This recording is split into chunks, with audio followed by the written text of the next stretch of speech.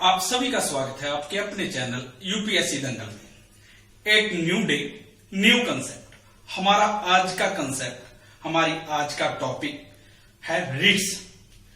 UPSC का एक most important topic writs. UPSC कई बार इस टॉपिक में से क्वेश्चन पूछ चुका है।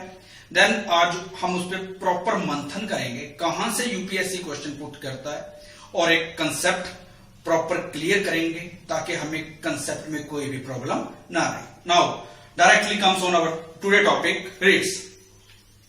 First of all I want to tell you what is writ. Friends, what is writ?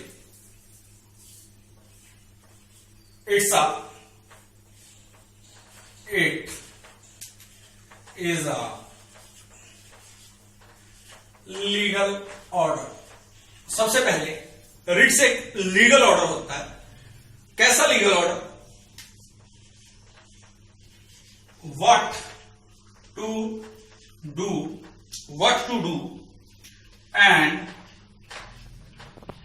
what to not do. क्या करें क्या ना करें, यह एक लीगल ऑर्डर होता है गिवन बाय द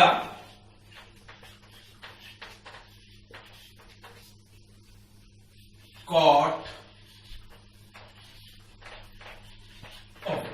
इससे ज्यादा कुछ नहीं, एक legal order by court to subordinate courts भी हो सकता है, पब्लिक ऑफिशियल हो सकता है, प्राइवेट इंडिविजुअल हो सकता है, गवर्नमेंट और गवर्नमेंट एंटिटीज हो सकता है। इसके बाद हम सिंपली बोल सकते हैं इट इज अ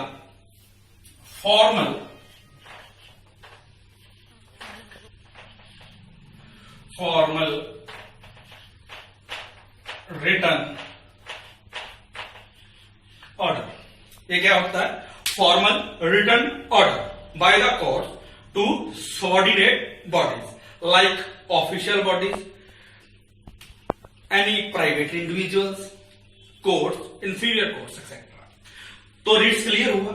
ये सिंपली डेफिनेशन है रिट्स की। हालांकि डायरेक्टली क्वेश्चन रिट के रिगार्डिंग हमसे नहीं पूछा जाएगा यूपीएससी में। आगे चलते हैं, थोड़ा एक्सटेंड करते हैं इसको।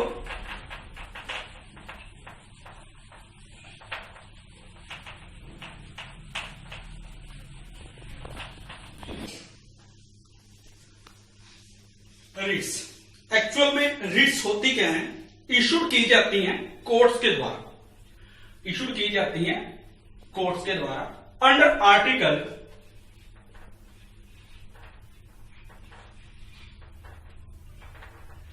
32 supreme court of India. Got it? Article 226 high court of states. तो दो आर्टिकल्स हैं mainly. Article 32 supreme court of India can issue Ritz, and article 226 high court of India can issue Ritz. Simply clear. Articles हमारे लिए important है। Article ध्यान में रखना है। इसको आपको पता ही है, soul of the constitution and constitutional remedies बोला जाता है। देन 226 आप ये भी बोल सकते हो कि फंडामेंटल राइट्स बना तो दिए गए बट वो मीनिंगलेस है जब तक उनकी प्रोटेक्शन नहीं होती, उनकी गारंटी नहीं होती, उनको डिफेंड नहीं किया जाता। दो आर्टिकल्स हैं हमारे, 32 and 226। 32 supreme court of India can issue the writs, and 226 high court of the states issue the writs. Now आते हैं, ये आपका क्लियर है। अब जो यूपीएससी का एक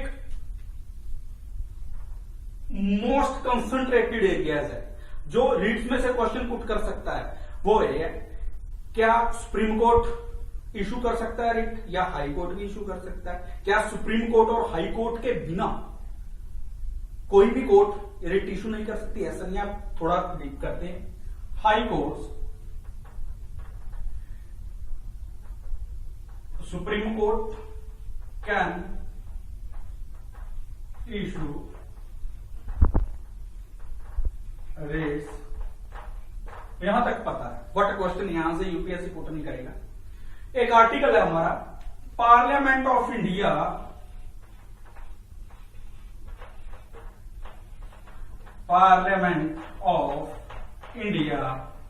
कैन एम्पावर एनी अदर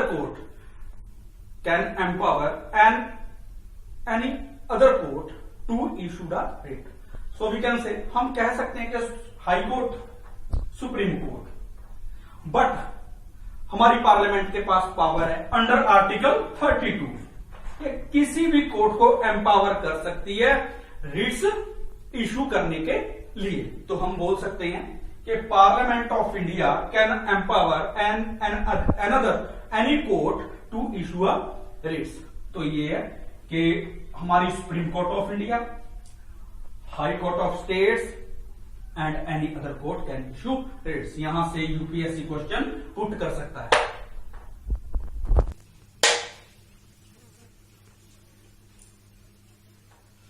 हाँ जी, तो सुप्रीम कोर्ट ऑफ इंडिया और high court of states can issue writs. Our parliament can empower other courts to issue writs. तो हमारी पार्लियामेंट के पास पावर है कि किसी भी कोर्ट को एम्पावर कर सकती है इशू करने के लिए रिट्स। तो यहां से यूपीएससी का क्वेश्चन बनता है friends, high court, supreme court and other court. Now 1950 से पहले, बिफोर 1950, क्या सभी हाई कोर्ट्स को रिट इशू करने की पावर थी? नहीं, सिर्फ कुछ हाई कोर्ट्स थी। बॉम्बे,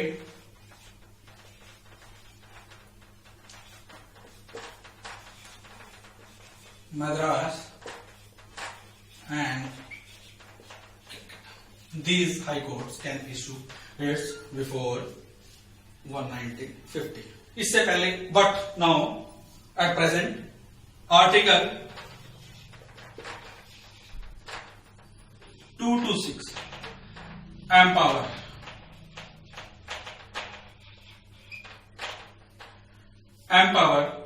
all high courts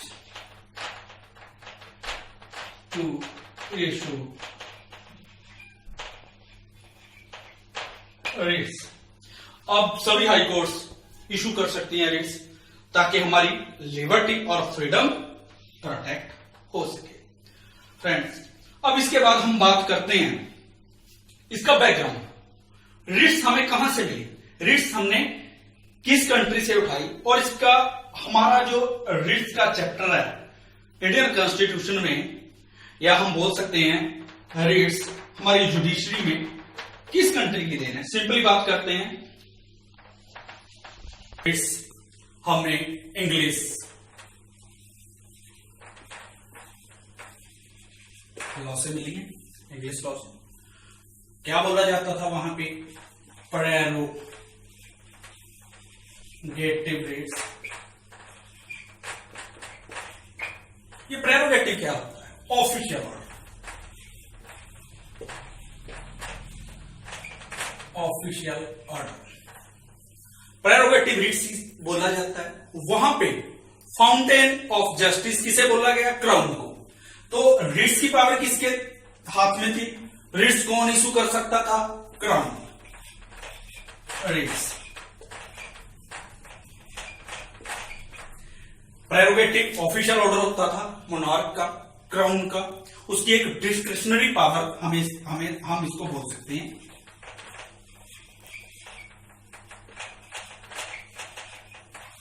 तो सिंपली रिट्स हमें मिली है इंग्लैंड से, इंग्लिश लॉ से। वहां पे पहले मोनार्क और आप बोल सकते हैं क्राउन को पावर थी इशू करने की रिट्स, बट कुछ टाइम बाद वहां पे हाई कोर्ट्स को भी ये पावर दे दी गई, ताकि एक इंडिविजुअल की लिबर्टी और फ्रीडम को कायम रखा जा सके, protect the freedom and liberty of a individual. तो हमारा ये बोल सकते हैं कि छोटा सा बैकग्राउंड था। हालांकि इसमें से क्वेश्चन पुट नहीं किए जा सकते। जो मेरा पर्सनल पॉइंट ऑफ व्यू है वो है prerogative writs. What's the prerogative writ? Official order, crown, discretionary power, discretionary power में उसकी आती थी। देन इंग्लिश लॉ से हमें कहां से रिट्स मिली हैं? ये मल्टीपल चॉइस क्वेश्चन में आ सकता है, छोटे एग्जामिनेशन का, थोड़ा लो लेवल के एग्जामिनेशन का, वी कैन से सी और डी एग्जाम में हमसे पूछे जा सकते हैं। इसके बाद हम बात करते हैं, अब हम बात करते हैं कि writ jurisdiction power of supreme court of India and writ jurisdiction power of high courts कैसे डिफर करती है। यहां से यूपीएससी 101% क्वेश्चन पुट कर सकता है। वो कैसे डिफर जुरिस्डिक्शन पावर। तो फर्स्ट ऑफ हम यहां पे बात करते हैं सुप्रीम कोर्ट ऑफ इंडिया और high courts of states.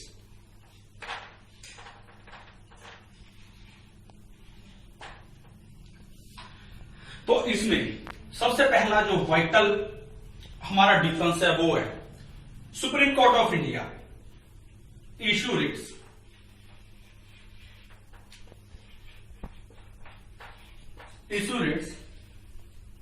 only for enforcement of fundamental right. Supreme court of India writs issue कर सकता है किस चीज के लिए?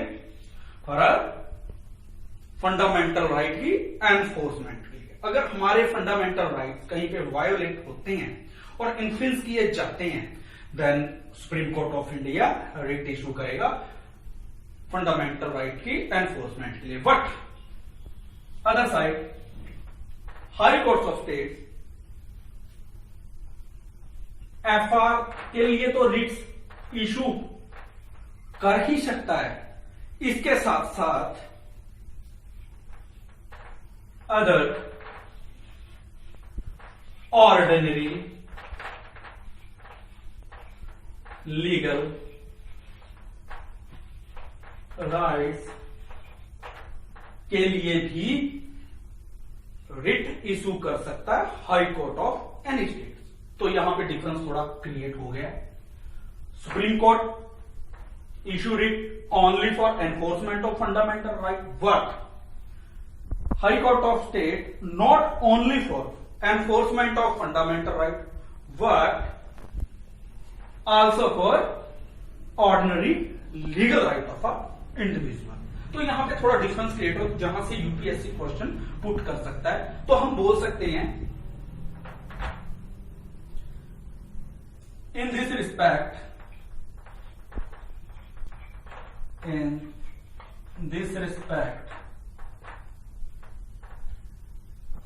Writ issuing power of Supreme Court is narrower than High Court। Supreme court of India की जो power है रिट इशू करने की वो नैरोअर है देन हाई कोर्ट, क्योंकि उसके पास पावर ज्यादा है। तो यहां से डायरेक्टली क्वेश्चन पुट कर सकता है यूपीएससी।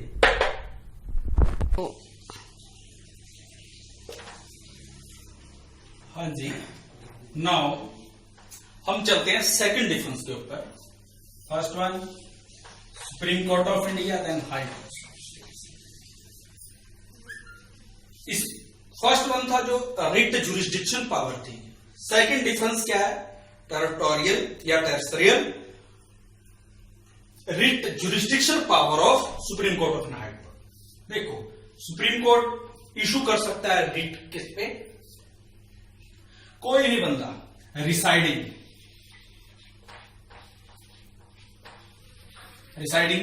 पर्सन या individual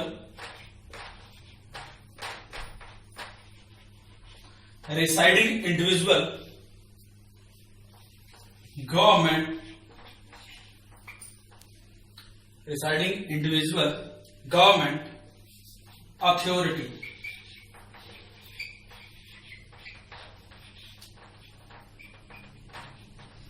within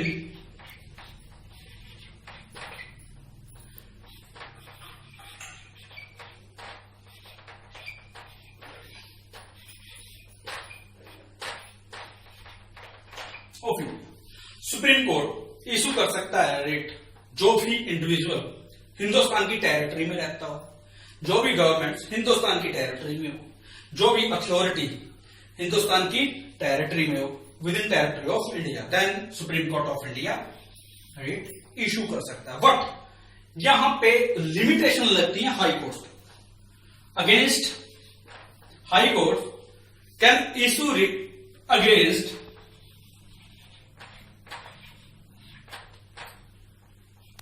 residing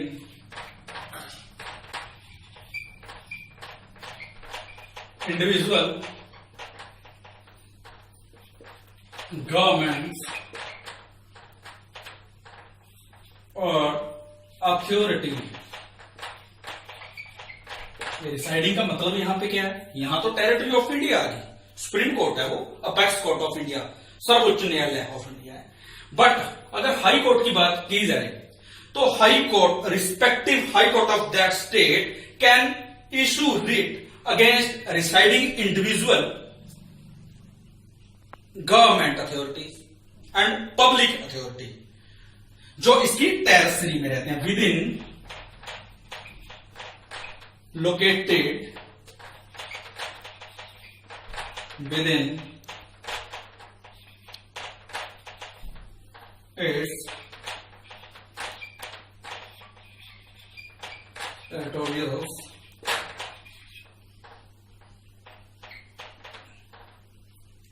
jurisdiction against residing individuals, governments, authority located within its territorial jurisdiction। जो जिस हाई कोर्ट की रिस्पेक्टेड हाई कोर्ट की एरियाज में आता है, उसकी टेरिटोरियल जुरिडिक्शन में आता है, वहां पे वो एक्शन ले आ जाता है। बट एक्सेप्शनल केस है, कहां पे ये आउटसाइड कब जाएगा हाई कोर्ट, जब cause of action arising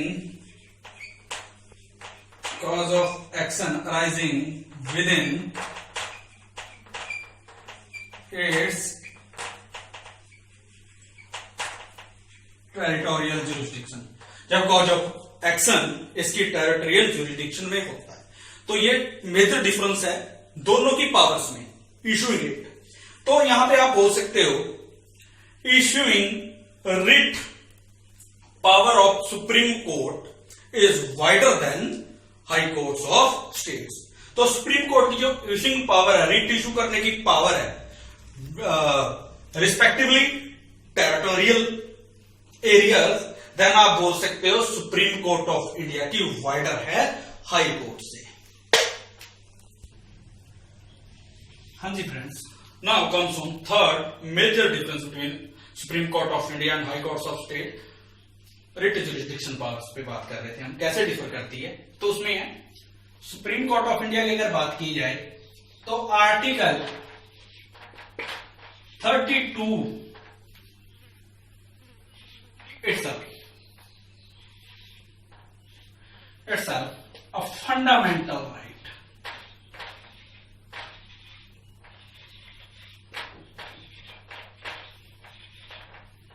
article 32 अपने आप में ही फंडामेंटल राइट है। Then SC Supreme court of India can not be refuse to enforce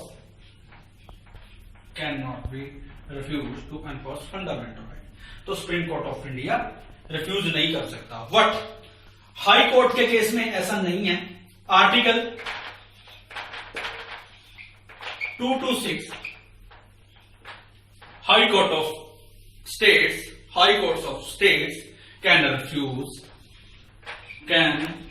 refuse to issue writs। It's discretionary power of high courts।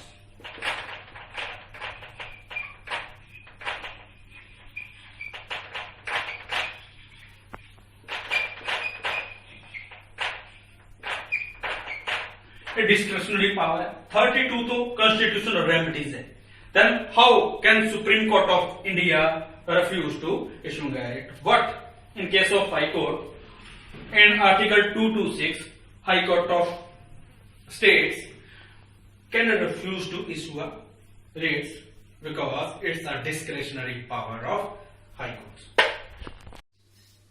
There are 5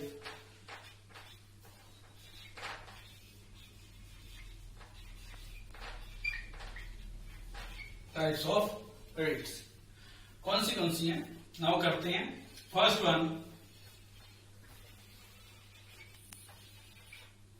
habeas corpus. Habeas corpus. Then second one, mandamus. Then third one,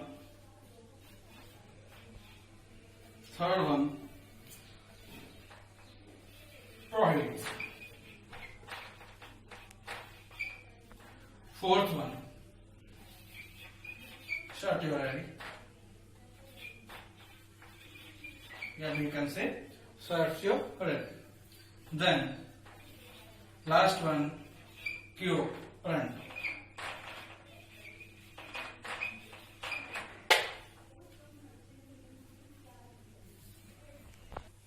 हाँ जी friends, now one by one करते हैं. सबसे पहले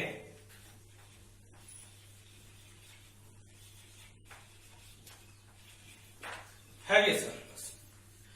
ये habeas corpus क्या है? अगर हिंदी में बात करें तो बंदी लिख लो, या हम बोल सकते हैं बंदी प्रत्यक्षी.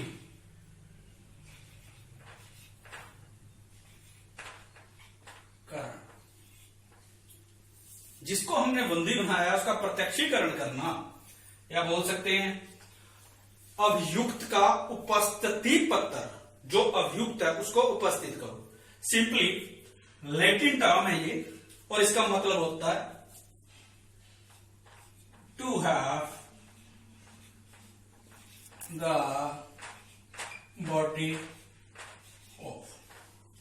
वो कैसे? देखने में ये टर्म्स छोटी छोटी लगती हैं, बट प्रैक्टिकल जब हम इनको करते हैं देन इजली आपको समझ आ जाती है. हैवियस कॉर्पस क्या है? लैटिन टर्म है. We have the body of, to have the body of. इसमें क्या होता है? कोर्ट क्या करेगी? ऑर्डर इशू करेगी. किसको? Who has detained any person. जिसने किसी पर्सन को डिटेन किया है, अरेस्ट किया है. ऑर्डर क्यों किया? कि पहले उसको पेश करो, पहले उसको दिखाओ. किसको? कोर्ट को. Before it.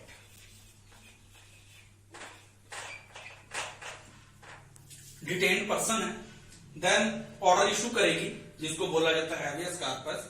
हमारे पास है तो बंदा बोलेगा, वो प्रत्यक्ष करेगा कोर्ट के सामने. देन आगे का प्रोसेस क्या है? कोर्ट एग्जामिन करेगी. एग्जामिन करेगी क्या? डिटेंशन is lawful, और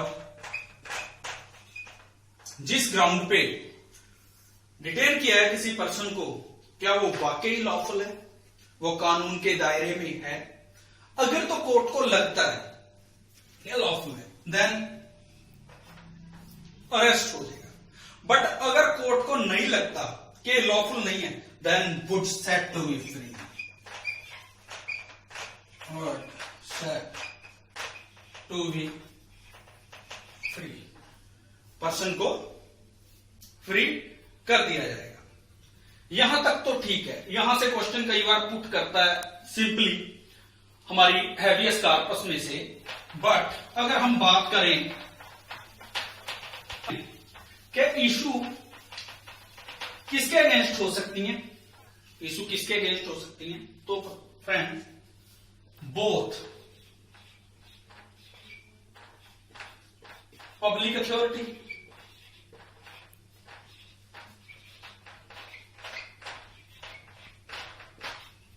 एंड प्राइवेट इंडिविजुअल।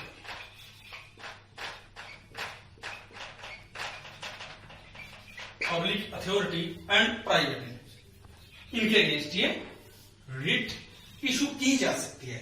यहां से कई बार क्वेश्चन यूपीएससी पुट कर लेता है। इसके बाद किन किन केस में ये रिट इशू नहीं होती, in which cases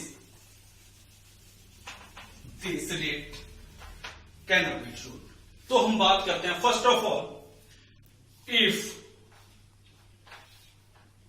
detention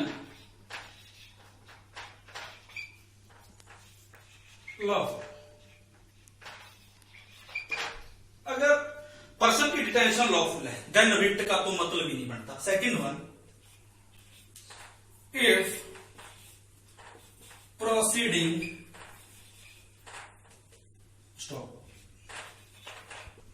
proceeding is for contempt of legislation and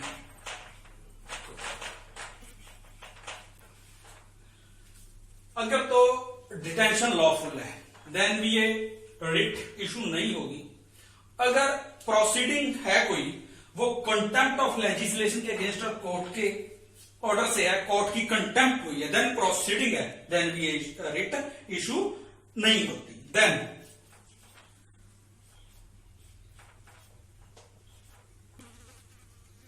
writ